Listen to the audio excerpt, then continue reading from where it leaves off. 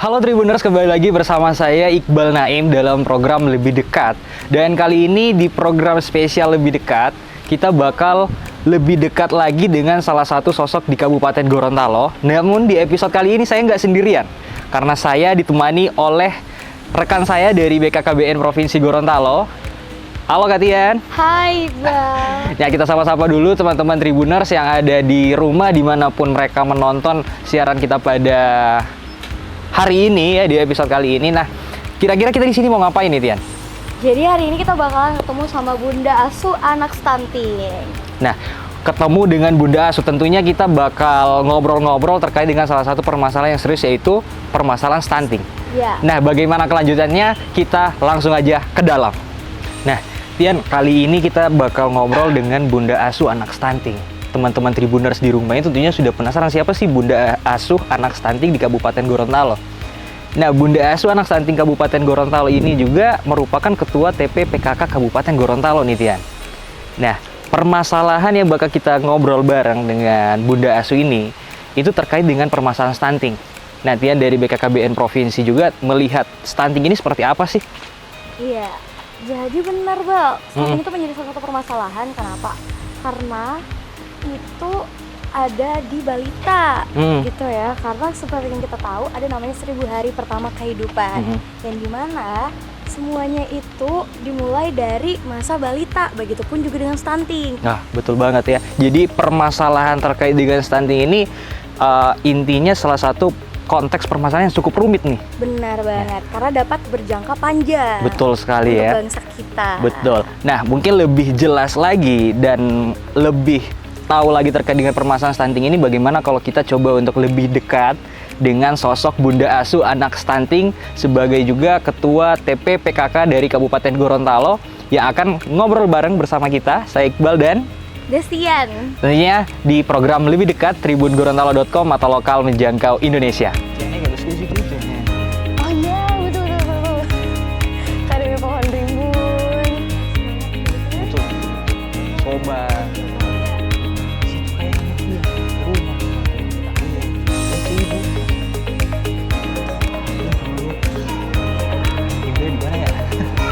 Permisi Bunda. Oh, permisi Bunda. Wah.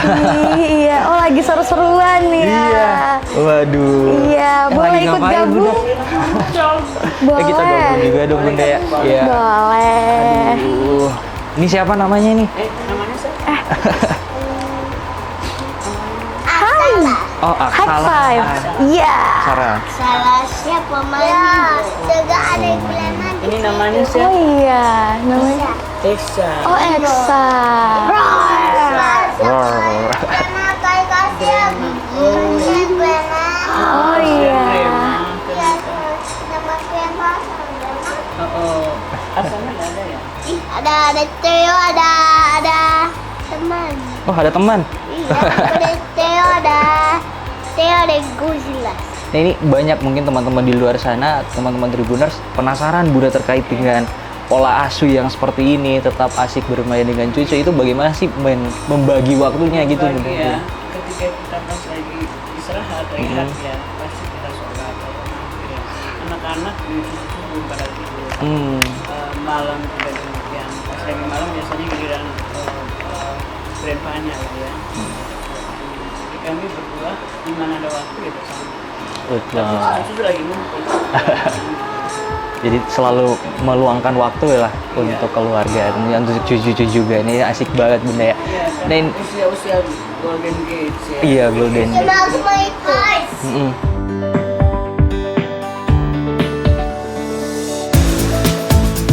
Kedekatan dengan cucu yang tampak dari video barusan hanya contoh kecil dari kepedulian Profesor Fori Armin Nawai.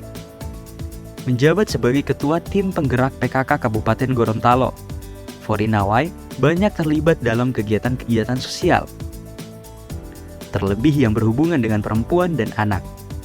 Sejak awal tahun 2023, dirinya resmi dikukuhkan sebagai Bunda Asuh anak stunting.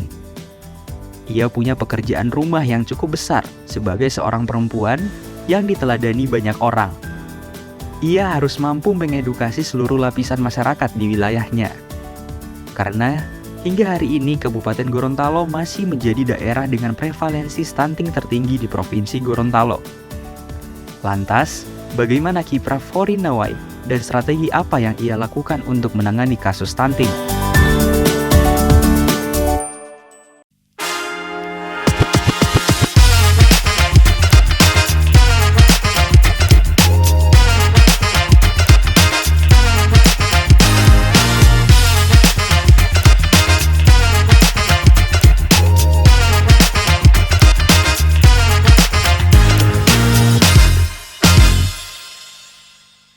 Halo Tribuners, kembali lagi bersama saya Iqbal Naim dalam program Lebih Dekat. Tapi di episode kali ini tentunya saya nggak sendirian lagi karena ditemani dari rekan BKKBN Provinsi Gorontalo. Ada siapa nih Kak yang di samping saya nih?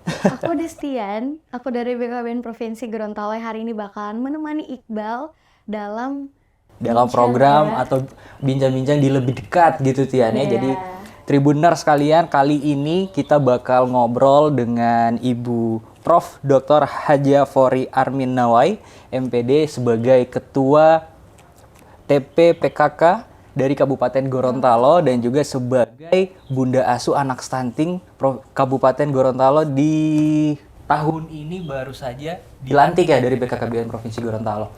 Gitu. Nah, teman-teman Tribuners atau Tribuners dimanapun kalian berada ya sedang menyaksikan episode kali ini di Lebih Dekat.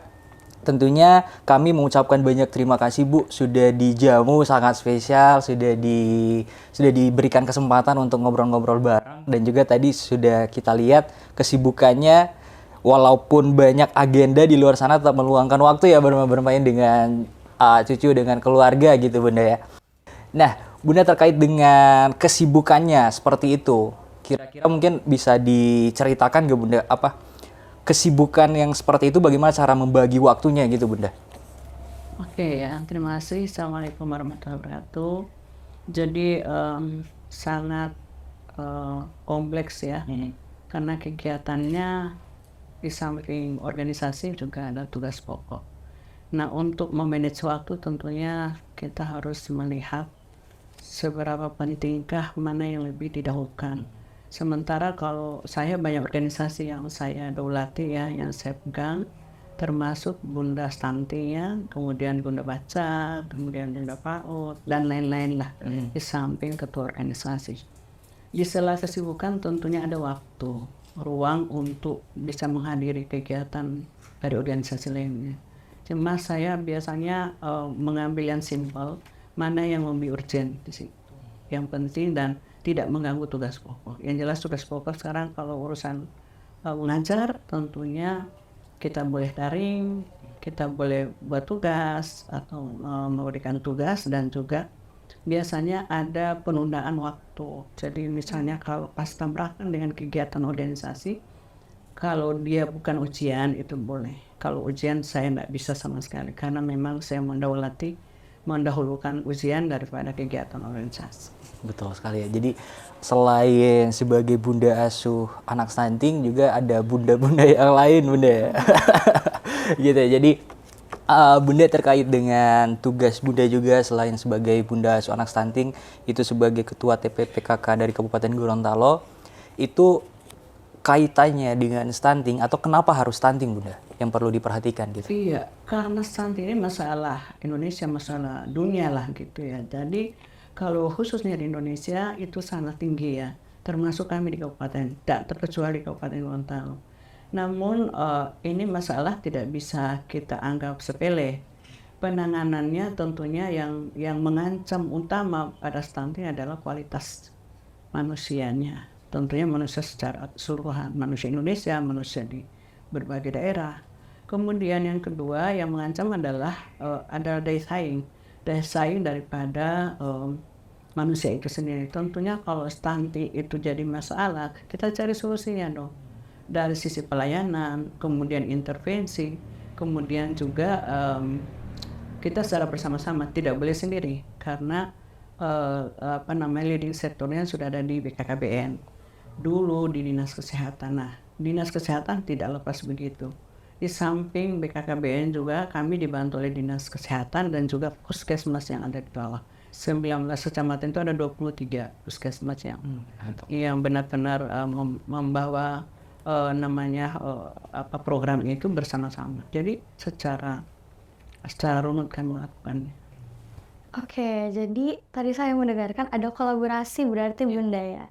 Bentuk kolaborasinya itu seperti apa Bunda? Iya, kalau untuk PKK sendiri karena organisasi tentunya ini programnya dari BKKBN, kemudian melibatkan dinas kesehatan, dinas puskesmas sampai tingkat bawah, bahkan juga ada organisasi lainnya, bukan saja PKK, ada Dharma Wanitanya, kemudian bahkan kegiatan yang kita laksanakan secara bersama juga ada keterlibatan dari CSR. Jadi karena stunting kan bukan saja menyiapkan seluruh lintas sektor, termasuk dinas pertanian, dinas ketahanan pangan, kemudian dinas sosial, Dukcapil, karena di situ ada pendataan secara keseluruhan untuk melihat jumlah data yang risiko stunting.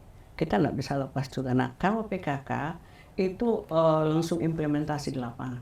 Kami memang dari tahun 2018 saat itu karena PKK bersama-sama dengan dinas sosial, dari sekian berapa persen yang angka ini bisa langsung drop angka di bawah karena kami melakukan intervensi dalam hal penanganan makanan.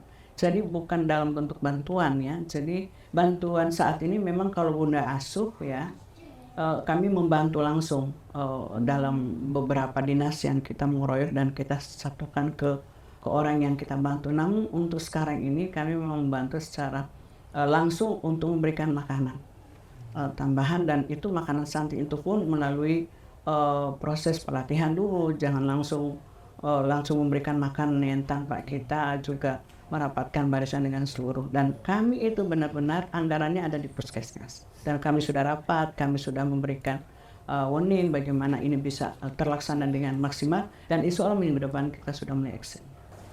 Betul-betul sekali ya. Jadi banyak proses atau tahapan yang perlu dilalui untuk mencegah penanganan stunting ini Bunda ya.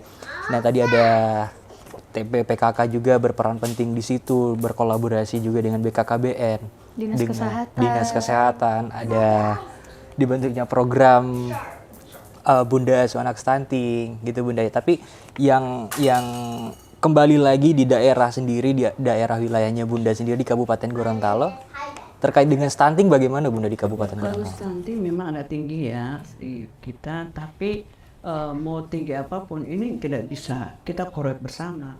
Dan alhamdulillah saya sudah diberikan ruang oleh Kadis di samping BKKBN yang punya program Kadis kesehatan dan seluruh teman-teman di bawah termasuk puskesmas. Jadi penanganannya langsung pada pemberian makanan di tempat. Jadi kami buat dahsyat dapur sehat untuk stunting.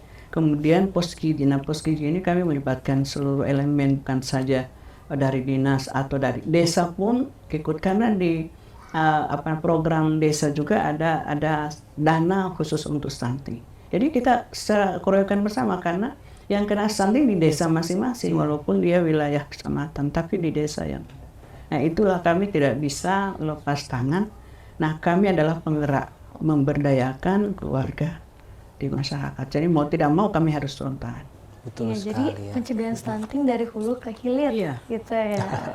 Betul ya. Tapi tentunya teman-teman Tribuners yang sedang menonton ini penasaran ya terkait dengan apa sih sebenarnya penyebab stunting ini Bunda? Oke. Jadi penyebab utama ada dua ya, ada penyebab secara langsung dan ada yang tidak langsung. Kalau secara langsung tentu asupan gizi, faktor gizi. Nah kalau faktor gizi terkait dengan ekonomi, kalau ekonomi menengah ke bawah, katakanlah orang miskin, tentunya gizinya kurang dong. Jadi rata-rata yang kena stunting juga orang susah, orang miskin. Yang kedua adalah pola asuh, pelayanan kesehatan, kemudian juga penanganan secara intervensi secara langsung.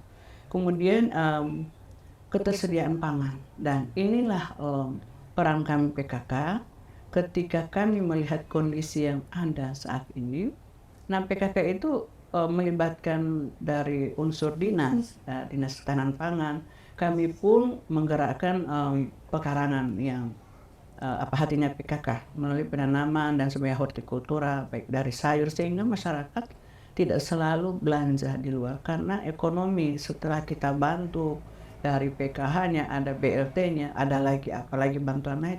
Namun ini benar-benar menunjang yang cadangan pangan itu sudah tersebar untuk tahun ini kami kabupaten dapat 50.000 KK dan itu sudah tersalurkan semuanya. Ada satu kakak itu dapatnya 10 kilo kali 3, jadi 3 bulan berturut-turut dapat jadi 30 kilo satu kakak, satu kepala keluarga. Dan itu juga kami terlibat langsung dengan istri camat, istri kepala desa. Jadi semua sektor dilibatkan Semua. gitu ya Bunda.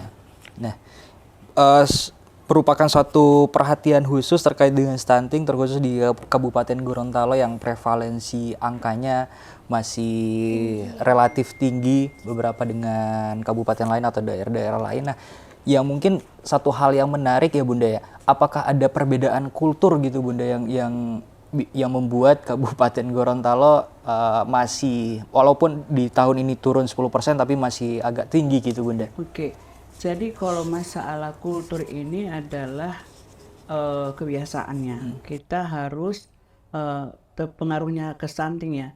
Jadi kebiasaan dalam hal menerapkan pola hidup dalam keluarga.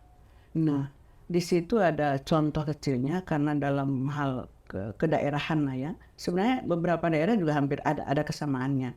Namun kami Gorontalo lebih dominan kepada budaya patriarki ya. Nah, budaya ini, patriarki ini adalah budaya yang mendominasi kekuasaan, termasuk laki-laki. Jadi laki-laki itu kepala keluarga mendominasi seluruh pengambilan keputusan dalam keluarga.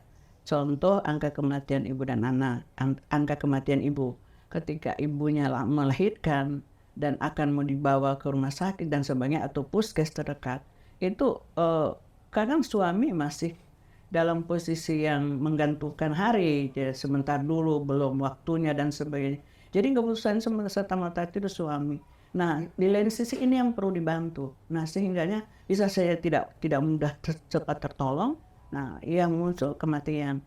Nah, ini pemahaman ya kepada suami yang mungkin mendominasi dia sebagai kepala keluarga itu patriarki. Kemudian yang kedua, budaya dalam hal pola asuh. Nah, kadang-kala pola asuh juga ini ketika anak lahir itu biasanya kalau Gorontalo saya juga termasuk di dalam. Anak pertama itu biasanya dekat dengan kita belum bisa mengasuh benar-benar bayi yang kecil, ketakutan sebagai jadi itu dominan oleh neneknya gitu. Jadi pengasuh akhirnya jadi ibu pertamanya adalah nenek, bukan kita sebagai orang yang menyusui gitu. Tinggal menyusui baru dikasih. Nah, inilah mungkin kita harus banyak memberikan pemahaman kepada masyarakat supaya kedekatan antara janin bayinya kepada ibu kandungnya termasuk untuk pola asuh, pola penanganan bayi itu benar-benar dia sendiri. Walaupun dia baru belajar tapi nenek ini hanya pendamping saja. Tapi sekarang kan mendominasi itu budaya ya. Yang ketiga juga dari pola pemberi makanan asupan gizi. Dan dalam keluarga ini masih dominan ke budaya patriarki ini. Biasanya distribusi makanan kepada anak biasanya yang didahulukan adalah bapaknya. Sementara misalnya orang potong ayam biasanya yang bagus-bagus punya bapak gitu. Sementara anaknya butuh sekali nutrisi atau protein, gizi dan sebagainya. Nah, biasanya bapaknya lah yang lebih utama dibanding anak-anak. Walaupun dia yang mencari nafkah, tapi ini kan harus dirubah mindsetnya. Dan ini yang selalu kami sampaikan di desa. Jadi pemahaman biar sama. Jangan selalu mendominasi lah. Bolehlah diberi kesempatan supaya penanganan stunting benar-benar kita dahulukan anak kita lah. Ya benar. Saya setuju ya sama perkataan Bunda bahwa sebenarnya pencegahan stunting itu dimulai dari keluarga juga. Peran ayah, peran ibu, dan juga peran keluarga. Benar banget. Nah, Bunda, tadi udah sempat disinggung soal dahsyat. Jadi itu kan salah satu program juga dari program PKK juga. Nah, kira-kira ada lagi nggak sih Bunda program-program dari PKK yang bersentuhan langsung dengan stunting? Iya, Jadi intervensinya bukan saja penanganan makanan, tapi untuk tadi yang saya sampaikan, seluruh pekarangan wajib terisi dengan tanaman barito. Dan ini sebenarnya mengurangi income daripada pengeluaran daripada rumah tangga ya. Kemudian yang kedua hortikultura, dan juga dulu kami itu sekarang juga nanti akan disampaikan, kami dibantu oleh dinas dinas perikanan kelautan itu ikan apa namanya tuh kayak ikan mujair itu dibuatlah kolam yang apa namanya yang temporer gitu, yang sementara dalam yang sederhana lah. Longkaran, iya. Ya, dipakai plastik gitu di ini. Jadi di situ supaya memudahkan untuk memanen ikan, tidak harus kita beli. Yang kedua lagi program yang terkait dengan Dinas Peternakan. Itu 2018 bahkan oleh Pak Bupati ada kebijakan seluruh lokus stunting itu satu keluarga itu 10 ya. Satu desa itu dibantu 1.000 ayam. Dulu ya, bahkan kami ada program dari Forikan, Forum Peningkatan Konsumsi Makan Ikan, saya sebagai ketuanya. Jadi ini kan kolaborasikan supaya stunting ini tidak berdiri sendiri loh. Jadi benar-benar kami tangani secara bersama, secara gotong royong, dan benar-benar siapapun yang ini welcome untuk kami bisa terima. Termasuk program Feed to School. Jadi itu pemberian ikan kepada anak dan bahkan sekarang telur ya. Jadi kami juga dibantu oleh provinsi, PKK provinsi itu satu keluarga, dua apa namanya telur. Iya. Jadi dibantu telur. Bahkan sekarang kami akan ada penyaluran lagi melalui dasar juga itu susu stunting. Jadi 4.000 sekian ya susu stunting yang sudah stay untuk kami salurkan. Dan kemarin kami juga ada penyaluran bantuan untuk pertanian, yaitu alat traktor, hand traktor untuk pekarangan tadi yang saya sampaikan. Kemudian juga VR ini diperuntukkan kepada ibu-ibu hamil untuk pemeriksaan ke yang jauh jangkauannya ke puskesmas, bahkan untuk posyandu. Jadi targetnya anak-anak itu harus ada pemeriksaan, vaksinasi dan sebagainya. Imunisasi. Banget ya. Jadi banyak faktor yang harus diperhatikan, dan juga PKK sendiri sudah banyak meluncurkan program-program yang inovatif tentunya untuk mencegah penanganan stunting gitu ya. Nah, Bunda, saya mau cerita sedikit. Bunda, saya juga sekarang ini posisinya masih muda ya, belum juga menikah. Begitu juga dengan Tian, belum nikah. Iya, belum. Oh, belum. Masih remaja. 21-25. Menurut apa dia 21-25? 21 adalah usia. Jadi kalau di BKKBN itu ada usia ideal untuk menikah. 21 untuk perempuan dan 25 untuk laki-laki. Itu ya. Jadi itu juga baru saya tahu, ternyata 25 tahun usia ideal untuk menikah untuk laki-laki ya. 21 tahun untuk perempuan. Rencana ke depan nih Bunda. Jadi rencana ke depan mungkin berapa tahun lagi saya akan menikah, dan juga sudah disampaikan Bunda tadi bahwa pemahaman kepada masyarakat terkait dengan bagaimana mengatur pola asuh ini tentunya berpengaruh juga kepada anak-anak muda yang bakal melanjutkan tahapan ke jenjang pernikahan gitu, berkeluarga. Nah, kira-kira apa sih yang sebenarnya dari PKK itu ada program di Pokja 2. Kalau pola asuh Pokja 1, kalau edukasi di Pokja 2. Kami memang kalau yang tadi pekarangan itu di Pokja 3. Untuk penanganan langsung itu Pokja 4. Jadi 4 Pokja 10 program PKK, salah satunya adalah pola asuh tadi yang persiapan catin ya, calon pengantin. Nah, calon pengantin itu diedukasi tentunya bagaimana kesadaran tentang isu stunting. Kami berikan informasi bahwa stunting itu perlu, dan termasuk mereka diberikan juga vitamin tambah darah. Tambah darah untuk perempuan. Dan untuk laki-laki itu kami edukasi bagaimana setelah dia pas sudah berkeluarga, tentunya yang diperhatikan adalah ketika istrinya terlambat bulan harus didampingi sampai dia pasca melahirkan. Iya. Jadi banyak ya sebenarnya yang harus diperhatikan ya ketika berkeluarga ya. Makanya Bukan cuma masalah duit atau uang selama resepsi paling ya. Kebanyakan kan anak-anak muda Gorontalo hanya memikirkan berapa biaya untuk resepsi, berapa biaya untuk nanti nikah ya. Yang nantinya Padahal yang harus diperhatikan adalah setelah dari itu gitu. Iya, benar. Mengatur pola asuh gitu ya. Aduh. Susah juga ya ternyata ya. Ada kesiapan-kesiapan yang harus kita pikirkan. Contoh kesiapan mental, kesiapan fisik, kesiapan finansial juga yang tadi udah disebutkan oleh Bunda. Tentunya diperhatikan juga oleh PKK sendiri dan juga bagaimana Bunda berperan aktif dalam Bunda Asuh Anak Stunting ini. Iya. Nah, mungkin terakhir Bunda, dari Bunda sendiri mungkin pesan ke masyarakat, pesan ke anak-anak Bunda, terus kalau sebutannya BKKBN ada genre ya, generasi Berencana. mungkin pesan-pesan untuk mereka atau pesan-pesan untuk masyarakat di luar sana, teman-teman Tribuners itu seperti apa Bunda? Oke, jadi untuk stunting dulu ya. Jadi Iya. stunting ini waspada dini dalam hal asupan gizi. Itu yang pertama. Yang kedua dalam tentunya keluarga dong ya, orang tuanya. Kemudian orang nanti yang calon pengantin juga harus paham tentang isu stunting. Bagaimana dia nanti setelah nikah juga ketika terlambat bulan dia juga mulai dari situ dia mendidik anaknya dalam janin. Ini harus dibutuhkan pola komitmen kedua belah pihak. Tidak boleh hanya ibunya yang mendidik anaknya dalam kandungan, tapi suaminya. Yang kedua, ketika dia terlambat juga dia pasti cengengesan ya. Kalau ibu-ibu itu biasa membawa anak janin, tentunya bapak juga harus sabar. Ini Harus yang siap perlu ya. kami siap mental lah. Siap Jadi mental itu ketika ketemu dengan yang aneh-aneh ya jangan lebih aneh lagi. Gimana kita lebih menyikapi yang positif. Itu satu, karena perubahan perilakunya pasti ada. Kemudian perubahan dari segi pola makan juga pasti ya. Selama dia 4 bulan, terlambat sampai 4 bulan itu luar biasa. Bukan siksa, tapi kita benar-benar tertantang dengan kondisi saat janin.